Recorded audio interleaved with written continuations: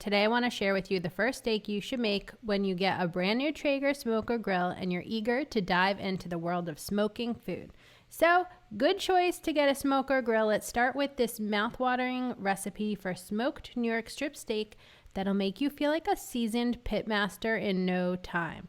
First things first, you want to gather your ingredients, a couple of juicy New York strip steaks, and your favorite barbecue rub. You want to preheat the Traeger pellet grill to low and slow at 180 degrees Fahrenheit, and you want to get that thing smoking so it's ready when your steaks are nice and prepped. So what you do to prep the steaks is to give them a good pat dry with a paper towel and then generously season them with your chosen rub. You can just massage it right in with your fingers, ensuring every nook and cranny is coated for maximum flavor. Then place the steaks on the grill, and if your Traeger has a super smoke option, hit that button for an extra boost of smokiness. You can let the steaks smoke until they reach an internal temperature of 120 degrees Fahrenheit, which for me on this particular day took about 50 minutes. Once the New York strip steaks are beautifully smoked, you have two finishing options. You could either throw them onto a preheated grill for a quick sear on each side, or you can sear them in a hot cast iron skillet on the stove. Now, Traeger recently sent me out their new sear grate.